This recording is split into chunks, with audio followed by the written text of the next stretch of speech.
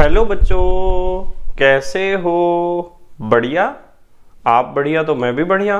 तो देखो बच्चों, आज हमें क्या पढ़ाई करनी है। आज है हमारे पास क्लास 11th का यूनिट नंबर 9 का वीडियो नंबर 26। तो बेटे ये 9वीं यूनिट का 26वां वीडियो है और इससे पहले 25 वीडियो आपको प्लेलिस्ट में भी मिल जाएंगे, नीचे डिस्क्रिप्शन में भी मिल जाएंगे और कुछ समय बाद आई बटन में भी लिंक आ जाएगा, जहां आप यूनिट नंबर 9 को पूरा पढ़ सकते हो, समझ सकते हो और अपने सुंदर से नोट्स बना सकते हो, जो एग्ज़ाम में आपकी बहुत ज़्यादा हेल्प करेंगे। इसी के साथ साथ आपको नीचे डिस्क्रिप्शन में पीडीएफ नोट्स का लिंक भी मिल जाएगा और आप पीडीएफ नोट्स के लिए टेलीग्राम पर भी सर्च कर सकते हो KMD सहारनपुर। तो देखते हैं आज का हमारा टारगेट क्या है। आज बेटे हमें करना है यूनिट नंबर 9 के NCERT के अभ्यास का भाग नंबर 7 और इसमें हम डिस्कस करेंगे क्वेश्चन नंबर 27 से क्वेश्चन नंबर 31 तक। तो जल्दी से आप अपनी NCERT की बुक निकाल लो और उसमें देखो क्वेश्चन नंबर 27 क्या दिया गया है। क्वेश्चन नंबर 27 देखते हैं क्वेश्चन नंबर 27 क्या है। Question number 27। तो 27 में कहा गया है, क्या विखनिजित या आसुत जल पेय प्रयोजनों में उपयोगी है? क्या विखनिजित या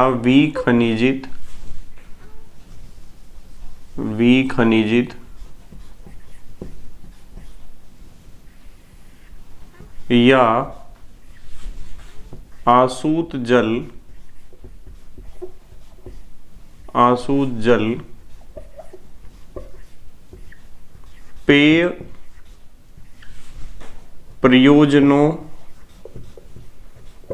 पेय प्रयोजनों में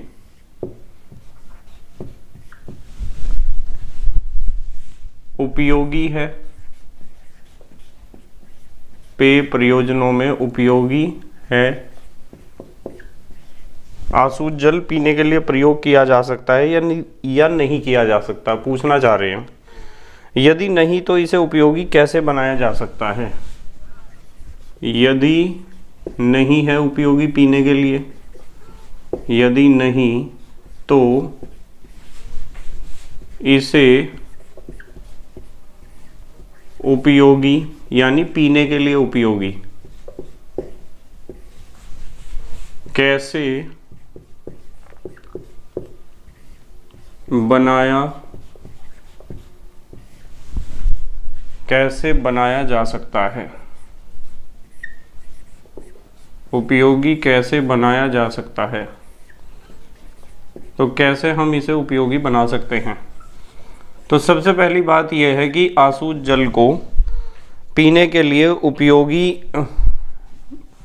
बनाया जा सकता है। तो कैसे बनाया जा सकता है? देखो, सबसे पहली बात यह है कि आसुत जल या विखनिजित जल पीने के लिए उपयोगी बिल्कुल नहीं है, क्योंकि ये केवल H2O होता है, ना तो इसमें कोई खनिज लवण होता है, ना तो कोई सा भी इसमें धन आयन है और ना तो इसमें कोई सा भी ऋण आयन है। तो ये पीने के लिए तो उपयोगी है ही नहीं। तो इसे पीने के लिए उपयोगी कैसे बनाया जाए? पीने के लिए उपयोगी इसे ऐसे बनाना पड़ेगा कि इसमें कुछ खनिज लवण घोलने पड़ेंगे हमें। ठीक है, कुछ खनिज लवण क्या करने पड़ेंगे? घोलने पड़ेंगे। तो हम लिख सकते हैं आसुत जल पीने के लिए उचित नहीं है या उपयोगी नहीं है। आसुत जल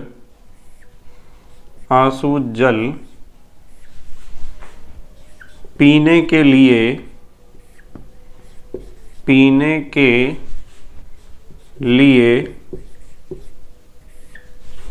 उपयोगी, आसुत जल पीने के लिए उपयोगी नहीं है। आसुत जल पीने के लिए उपयोगी नहीं है या उपयोगी नहीं होता है, ऐसे भी लिख सकते हो आप।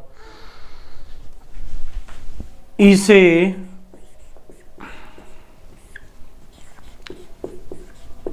पीने के लिए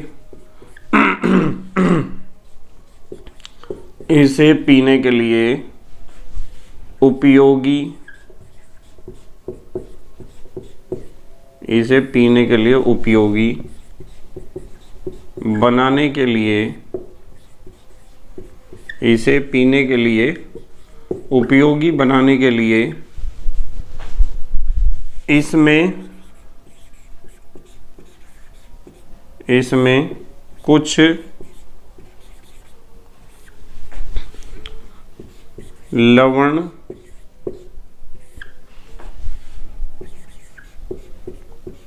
घोले जाते हैं। कुछ खनिज लवण आप इसमें घोल सकते हो और उन खनिज लवणों को घोलने से ये पीने के लिए क्या हो जाता है, उपयोगी हो जाता है। वैसे आसूत जल पीने के लिए उपयोगी नहीं है। भाई आपको पता है कि यदि आसूत जल केवल H2O है तो ना तो उसमें कैल्शियम है और ना तो उसमें मैग्नीशियम है। तो कैल्शियम जरूरी किसके लिए, हमारे लिए कैल्शियम बहुत ज़रूरी है। जितने भी जंतु हैं उनके लिए कैल्शियम बहुत ज़रूरी है। हड्डियों में भी कैल्शियम की आवश्यकता होती है और हमारे दांत में भी कैल्शियम की आवश्यकता होती है। इसके अलावा भी शरीर में और बहुत सारी जगहें ऐसी हैं जहाँ कैल्शियम की आवश्यकता है। इसी तरीके से मैग्नीशियम की भी आवश्यकता है। हमें बहुत सारे मिनरल्स की यानी खनिज लवणों की आवश्यकता होती है शरीर में, और वे सारे खनिज लवण हमें अन्य खाद्य पदार्थों से नहीं मिल पाते हैं प्रचुर मात्रा में या फिर भरपूर मात्रा में जितनी हमें आवश्यकता है। इसलिए उन खनिज लवणों की भरपाई जल से ही होती है। और यदि जल में कोई भी खनिज लवण ना हो, कोई भी मिनरल ना हो, वो केवल H2O हो, तो ऐसा जल तो पीने के लिए बिल्कुल भी उपयोगी नहीं होगा। इसलिए आसूत जल पीने के लिए उपयोगी नहीं होता है। इसे यदि पीने के लिए आपको उपयोगी बनाना है तो इसमें कुछ विशेष प्रकार के लवण घोलने पड़ेंगे जो हमारे शरीर के लिए आवश्यक होते हैं। अब अगला क्वेश्चन देखते हैं। चलो क्वेश्चन नंबर 28, क्वेश्चन नंबर 28 देखते हैं क्या है। क्वेश्चन नंबर 28 है, जीव मंडल एवं जैव प्रणालियों में जल की उपादेयता को समझाइए। जीव मंडल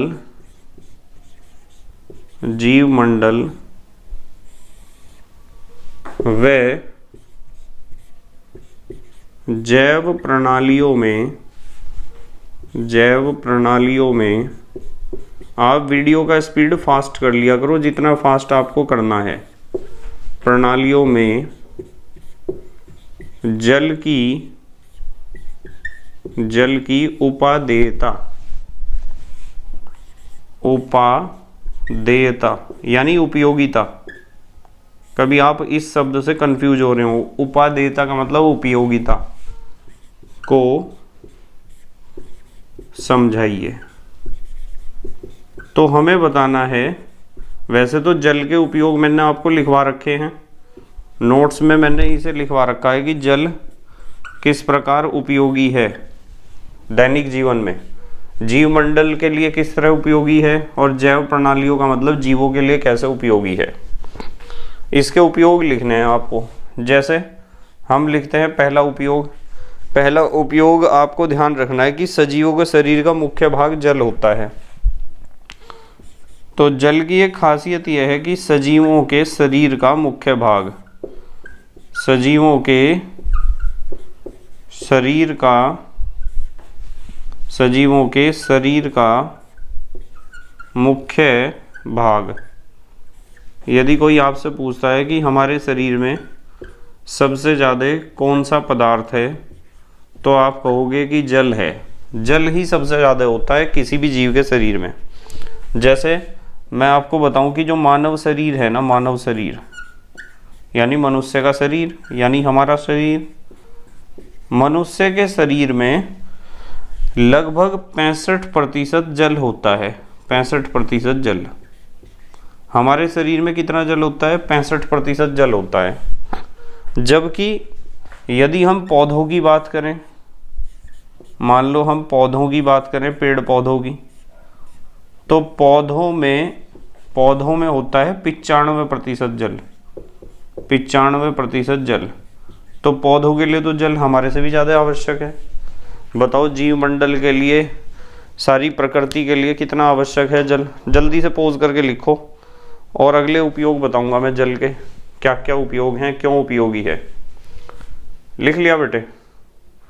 ठीक है।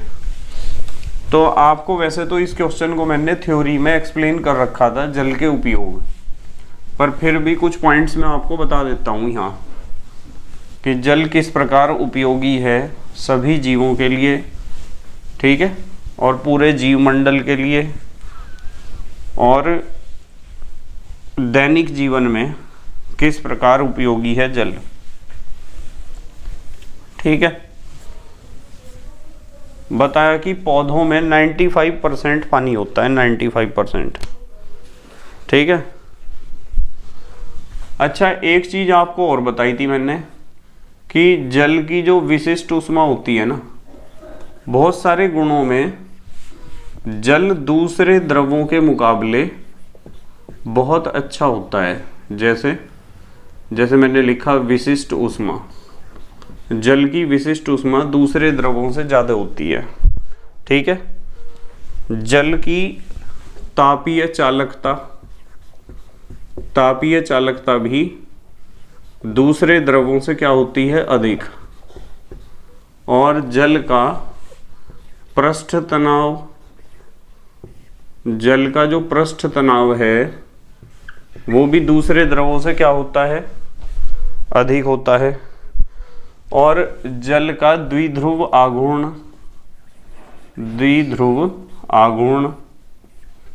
ये भी दूसरे द्रवों से क्या होता है, अधिक होता है।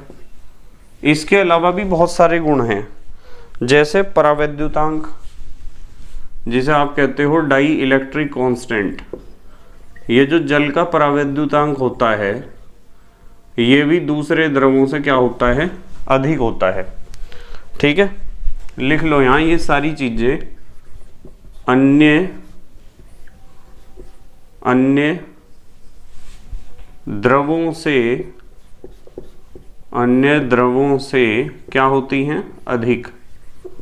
अन्य द्रवों से अधिक होती हैं, अन्य द्रवों से अधिक होती हैं, अन्य द्रवों से अधिक होती हैं। ठीक है। उसके बाद आ जाऊं नंबर 5 पे, अगला उपयोग बताता हूं। भाई जब ये सारी चीजें अन्य द्रवों से अधिक हैं तो जल बहुत ज़्यादा उपयोगी है जीवों के लिए। ठीक है। तो यहाँ लिखेंगे एक और उपयोग इसका, जीवों के ताप को नियंत्रित करता है। भाई हमारा जो बॉडी का टेम्परेचर है वो जल के कारण ही कंट्रोल में रहता है। शरीर में जल होगा तो जल की विशिष्ट ऊष्मा बहुत ज़्यादा है ना, इसलिए शरीर का ताप नियंत्रित रहता है। और आपने एक बात देखी होगी कि जब भी मान लो आपको टेम्परेचर है, बुखार है, फीवर है, तो जब आपका फीवर या बुखार या टेम्परेचर कम होगा तो ऐसा हो सकता है कि आपको पसीने आते हैं ना। तो पसीना आता है तो पसीने में जल ही तो निकलता है, और जल निकलता है तो अपने साथ बहुत सारी ऊष्मा को लेके निकलता है। हमारे शरीर में जो त्वचा है उसमें बहुत सारे छिद्र हैं और उस त्वचा से लगातार जल वाष्प निकलती रहती है, और वो जल वाष्प ऊष्मा को लेकर निकलती है। और यदि वो जल वाष्प नहीं निकलेगी तो शरीर का ताप हो जाएगा बहुत ज़्यादा। ठीक है। तो जल वाष्प का निकलना, पसीने का निकलना, ये सब क्या है, शरीर के ताप को नियंत्रित करने का तरीका है ये। और शरीर के ताप को नियंत्रित करने का काम कौन करता है, जल। ठीक है। अच्छा, हमारे शरीर में बहुत सारी उपापचय क्रियाएं होती रहती हैं। तो उपापचय क्रियाओं के लिए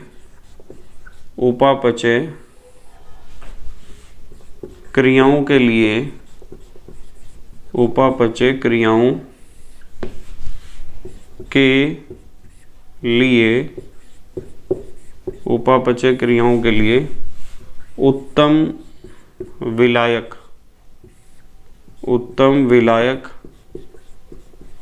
का कार्य करता है। उत्तम विलायक का कार्य करता है।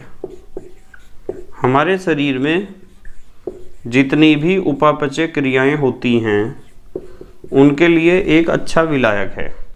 अब यहाँ आपके दिमाग में एक क्वेश्चन आ रहा होगा कि सर उपापचय क्रियाएं, इसका क्या मतलब है उपापचय क्रियाओं का? हमारे शरीर में या किसी भी जीव के शरीर में बहुत सारी बनने और बिगड़ने की क्रियाएं होती रहती हैं। इन बनने और बिगड़ने की क्रियाओं को ही कुल मिलाकर हम कहते हैं उपापचय। बनने की क्रिया का मतलब और बिगड़ने की क्रिया का मतलब क्या है? बिगड़ने की क्रिया का मतलब यह है कि जब आपने खाना खाया, वो खाने में जो भी चीज़ आपने खाई वो जटिल कार्बनिक पदार्थ था, और वो जटिल कार्बनिक पदार्थ छोटे छोटे सरल कार्बनिक पदार्थों में टूटता है जब पाचन की क्रिया होती है, तो वो बिगड़ने की क्रिया है। जब जटिल पदार्थों का सरल पदार्थों में विभाजन होता है, टूटते हैं वे सरल पदार्थों में, तो इसे मैं कहूँगा बिगड़ने की क्रिया।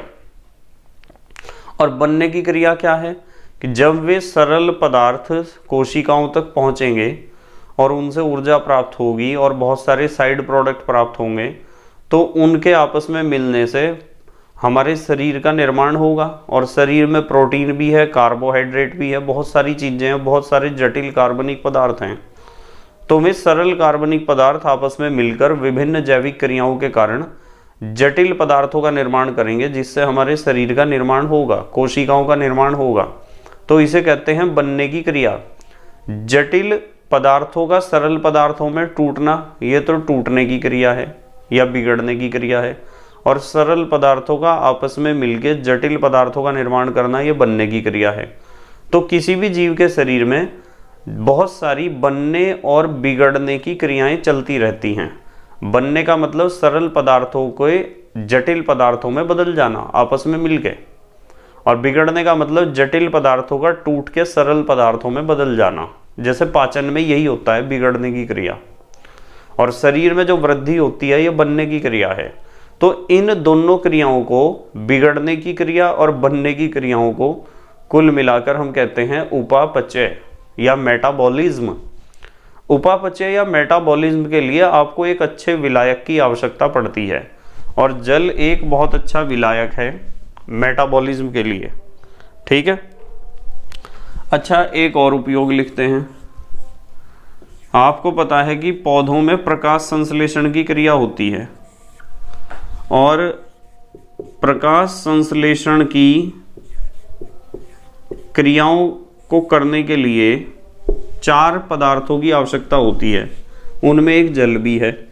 तो प्रकाश संश्लेषण के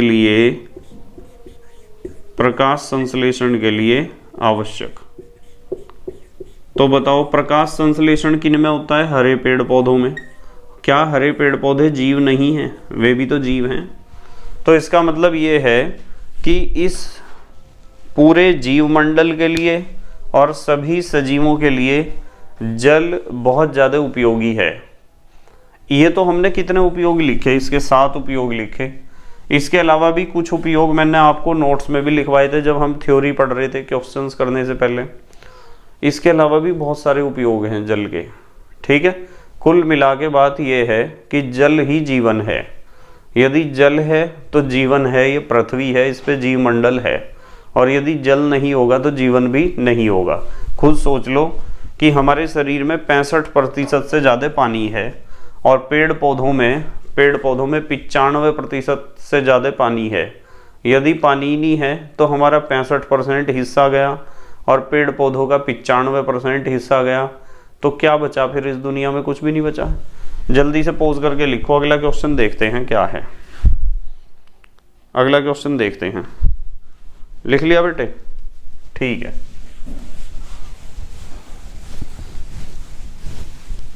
तो जल बहुत ज़्यादा उपयोगी है, ध्यान रखना आप। ये उपयोग जो मैंने आपको बताए हैं, इन्हें आप याद रखोगे कि जल किस प्रकार उपयोगी है जीव मंडल के लिए।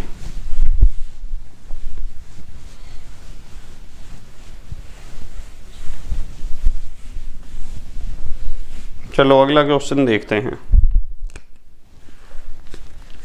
Question number 29।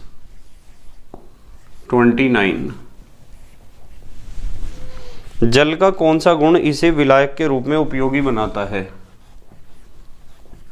जल का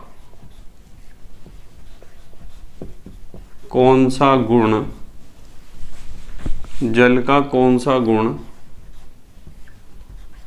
इसे विलायक के रूप में,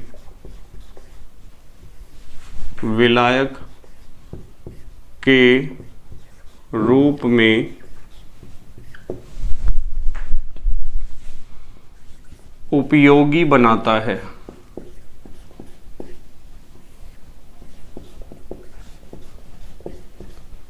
जल का कौन सा गुण इसे विलायक के रूप में उपयोगी बनाता है? यह किस प्रकार के यौगिकों, यह किस प्रकार के, यह किस प्रकार के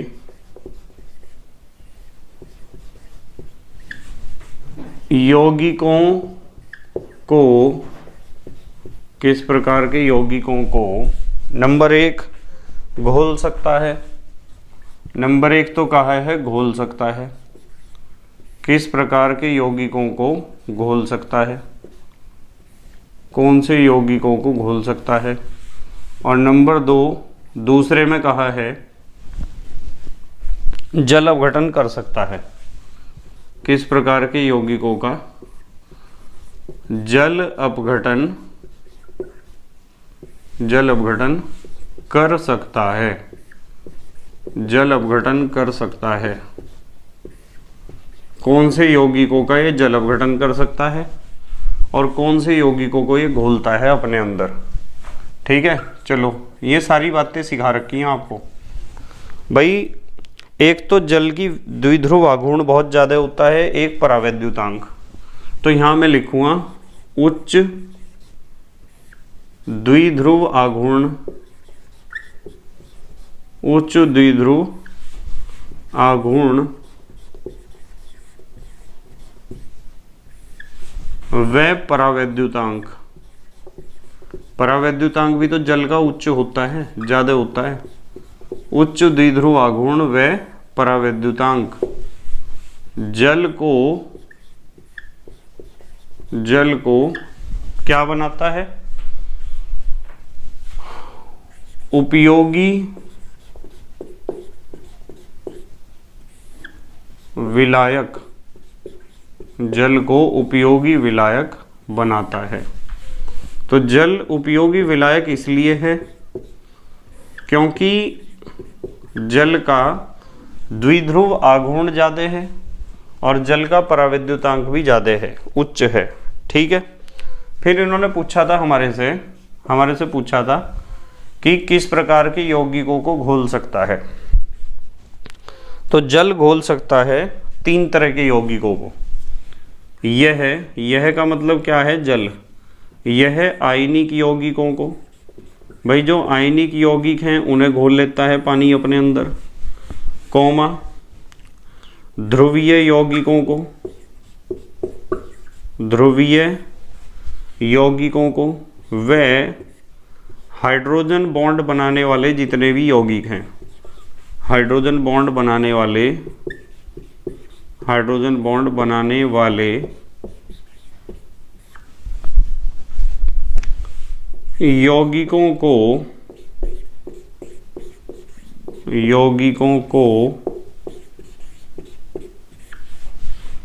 घोल सकता है या घोल लेता है। ठीक है, तो इन्होंने पूछा था कि ये कौन से यौगिकों को अपने अंदर घोल सकता है। ये घोल सकता है 3 प्रकार के यौगिकों को, या तो कोई आयनिक यौगिक हो, या तो कोई ध्रुवीय यौगिक हो, या तो कोई हाइड्रोजन बॉन्ड बनाने वाला यौगिक हो। फिर दूसरी बात क्या पूछी थी, देखो जरा। दूसरी बात पूछी थी कि कौन से यौगिकों का जल अपघटन कर सकता है। तो ये जल अपघटन कर सकता है ऑक्साइड का।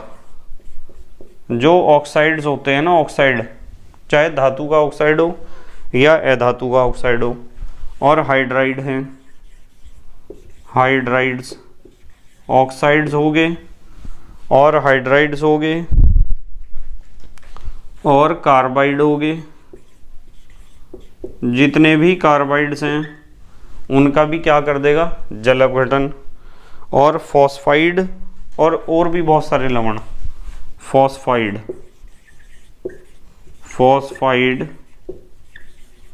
व साल्ट माने लवण, साल्ट्स, चलो बहुवचन लिख देते हैं यहाँ भी साल्ट्स यानी लवण, ठीक है, आदि का जल अपघटन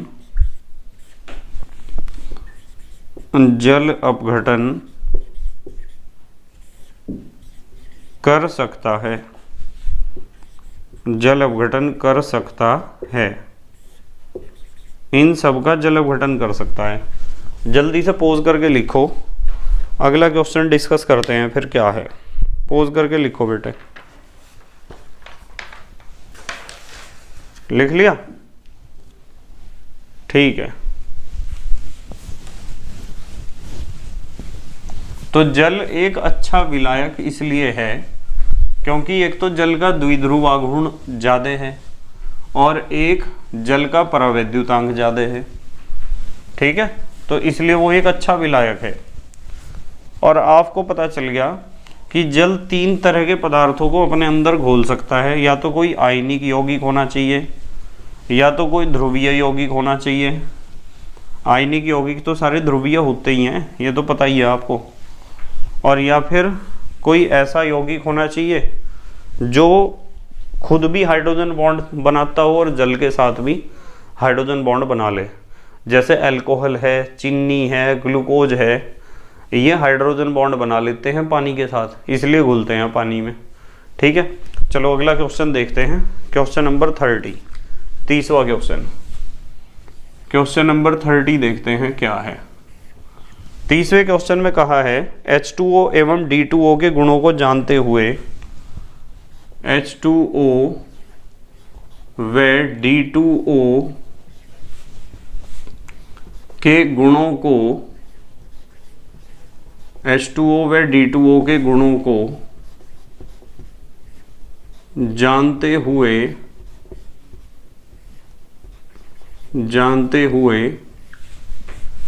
क्या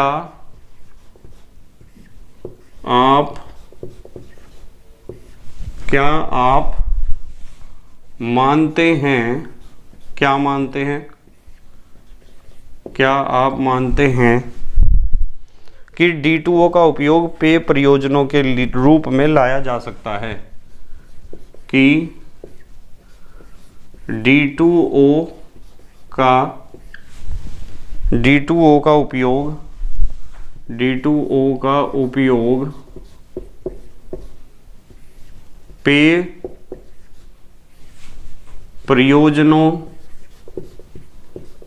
पेय प्रयोजनों यानी पीने के लिए के रूप में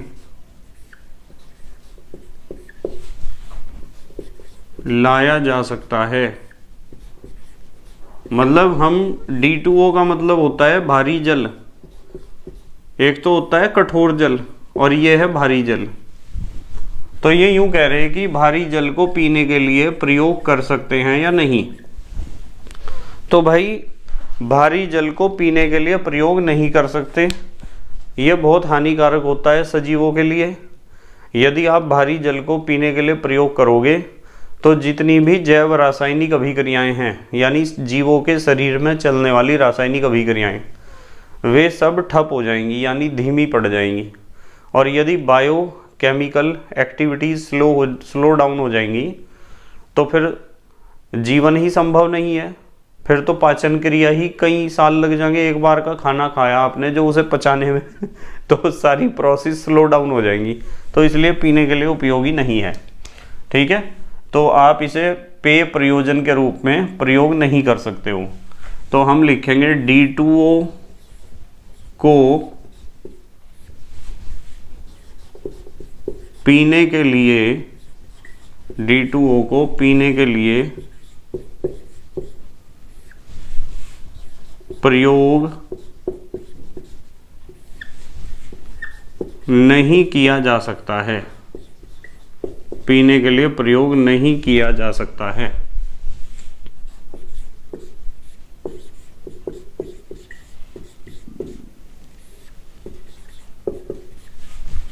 क्योंकि यह जैविक अभिक्रियाओं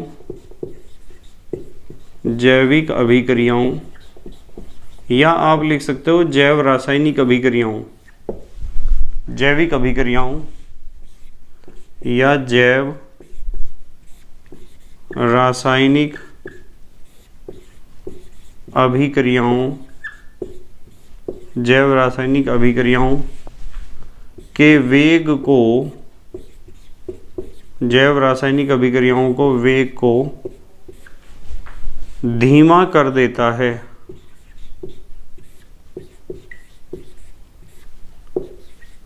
धीमा कर देता है। तो जितनी भी बायोकेमिकल रिएक्शंस हैं वे सब स्लो डाउन हो जाएंगी, और बायोकेमिकल रिएक्शंस स्लो डाउन हो जाएंगी तो फिर कैसे जीवन संभव हो पाएगा। इसलिए इसे पीने के लिए प्रयोग नहीं करना चाहिए। मैंने आपको हालांकि इसके एक हेडिंग लिखवाया था, भारी जल के हानिकारक प्रभाव। उसमें मैंने लिखवाया था आपको कि क्यों क्या क्या इसके नेगेटिव इफेक्ट हैं। जल्दी से पोज करके लिखो, अगला क्वेश्चन देखते हैं। फिर हम पोज करके लिख लो, आप इसे लिख लिया बेटे? ठीक है, चलो अगला क्वेश्चन देखते हैं। Question number 31।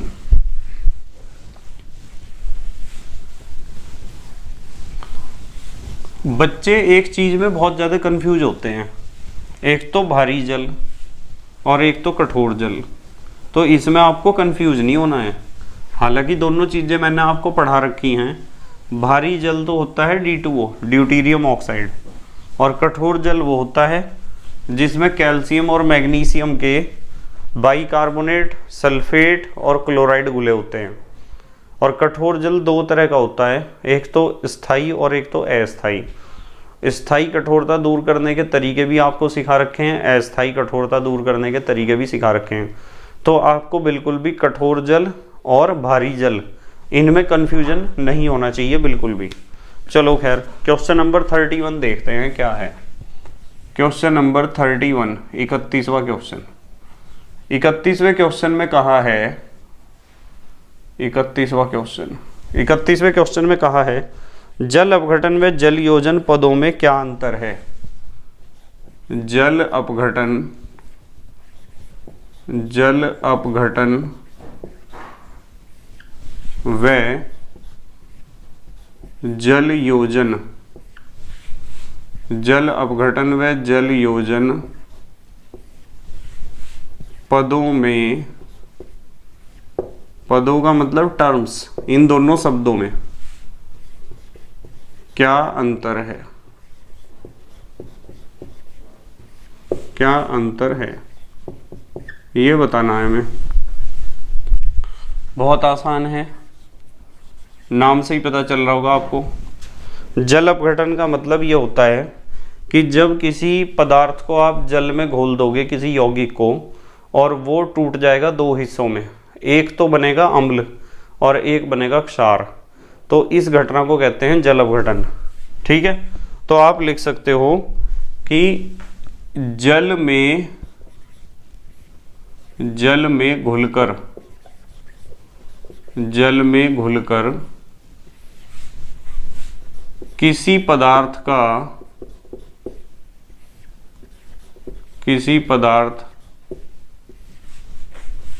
का अम्ल तथा क्षार, अम्ल तथा क्षार में, अम्ल तथा क्षार में टूट जाना, अम्ल तथा क्षार में टूट जाना, कोमा, जल अपघटन कहलाता है। जल अपघटन कहलाता है। अम्ल और क्षार का निर्माण होता है। कैसे होता है देखो मैं बताता हूँ आपको। जैसे मान लो आपके पास NaCl है, एक लवण है NaCl, और NaCl को आपने जल में घोल दिया। जब आप NaCl को जल में घोल दोगे तो आपको पता है Na positive Cl negative ion बनेंगे और यहाँ H पॉजिटिव और OH नेगेटिव आयन बनेंगे।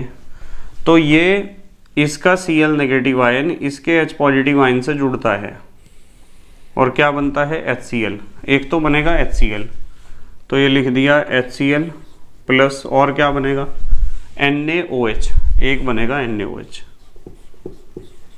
ठीक है, इसे कहते हैं जल अपघटन। मतलब यहाँ तो आपके पास कोई भी लवण है या कोई भी यौगिक है या कोई भी विद्युत अपघटन है और ये है आपके पास जल, ये जल है, और ये आपके पास लवण था, लवण को आपने जल में घोल दिया। तो एक तो बन गया अम्ल, अम्ल बनाना एक, और एक बना क्षार। तो अम्ल तथा क्षार का इस तरीके से बनना, इसे कहते हैं जल अपघटन। और जल योजन का मतलब क्या है यहां बताता हूं। किसी अणु या यौगिक, कह दो यौगिक, किसी अणु या यौगिक में जल का जुड़ना, या आप लिख सकते हो क्रिस्टलीय रूप में जुड़ना, कोमा, जल योजन कहलाता है। तो इसे कहते हैं जल योजन, जल का योजित होना, जल का जुड़ना, तो इसे कहते हैं जल योजन। ये जल योजन है। जैसे एग्जाम्पल है कॉपर सल्फेट, ये हमारे पास कॉपर सल्फेट है और कॉपर सल्फेट को यदि आप पानी के संपर्क में लाते हो या नमी के संपर्क में लाते हो तो ये बन जाता है CuSO4 × 5H2O, यानी जल के अणु इसमें जुड़ जाते हैं कॉपर सल्फेट में। तो जब कॉपर सल्फेट रहता है निर्जल, यानी इसमें पानी नहीं है, तो उस समय तो कॉपर सल्फेट होता है रंगहीन, रंगहीन होता है ये, रंगहीन, कलरलेस। और जैसे ही कॉपर सल्फेट में जल के अणु क्रिस्टलीय रूप में आ जाते हैं तो उसका रंग हो जाता है नीला। तो इसका रंग कैसा हो जाएगा, नीला रंग हो जाएगा पानी के अणुओं के जुड़ते ही। ठीक है, तो ये था क्वेश्चन नंबर 31। अब जल्दी से हमारे देश के प्यारे प्यारे बच्चे पोज करके लिखेंगे, जल्दी से लिख लिया बेटे? ठीक है, तो बेटे मुझे उम्मीद है कि आपके समझ में ज़रूर आया होगा जितने भी क्वेश्चन हमने आज डिस्कस किए हैं। आप एक बात का ध्यान रखा करो कि वीडियो यदि आपको लगती है स्लो तो वीडियो का स्पीड आप बढ़ा लिया करो।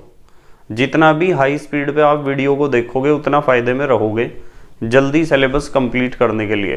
पर मुझे तो इतनी ही स्पीड पर वीडियो इसलिए बनाना होता है क्योंकि सारे बच्चों का दिमाग बहुत तेज़ नहीं होता है। कुछ बच्चे ऐसे भी होते हैं जिनका दिमाग इतना तेज़ नहीं होता। यदि मैं बहुत फास्टली इन चीज़ों को एक्सप्लेन करूँगा और जल्दी जल्दी लिखूँगा तो शायद ऐसा होगा कि सारे बच्चों के समझ में नहीं आएगा।